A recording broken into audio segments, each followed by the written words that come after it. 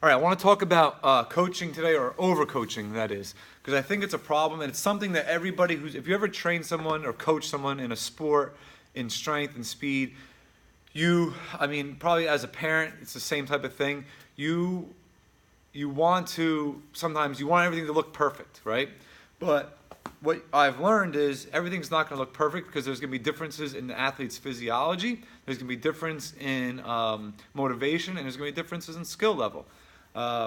So everything, I could have two kids, both very highly skilled, squat 500 pounds each, and they might both look totally different with their squat. Now, the general setup, everything is going to look the same in that regards, but they have different physiology. So some guys have longer legs, shorter torso. Some people are just kind of average in that regard. Some guys are going to have long legs. Some are going to have short legs, long torsos. It's just going to be, their physiology is going to be different, so it's never going to look perfect.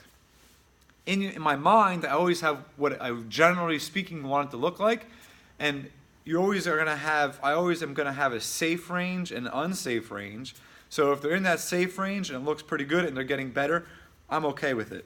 So, because I think a big problem is overcoaching, and I think that's a problem especially when people ask me to do one-on-one training sessions.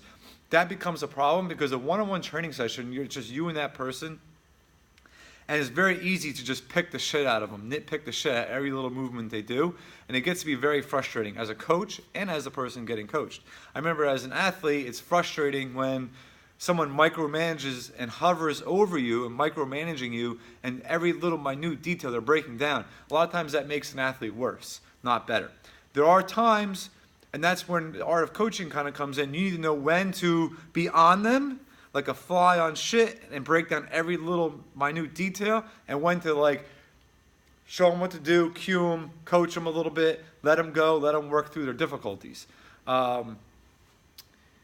So again, you're going to have different physiologies, different skill levels, and that's where you need to have different progressions and regressions for athletes. So you need to be able to take a person who's intermediate and make them advanced. You need to be able to take someone who's intermediate, and you need to be able to have someone who's a beginner and have regressions so that you could build them up to an intermediate and then to advance and then beyond. So having those kind of progressions and regressions in your toolbox is really important, because now we can set them up with something that's safe and something that's going to be effective and benefit them.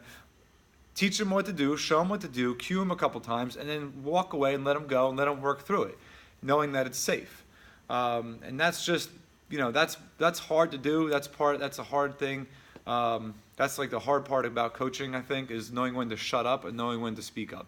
And it gets to be, sometimes it could be frustrating, especially in here, if a kid has a parent here, parents like to see, especially parents of little kids, they like to see their kid doing everything perfectly. And what happens is, I show them what to do, I walk away and let them kind of work on it.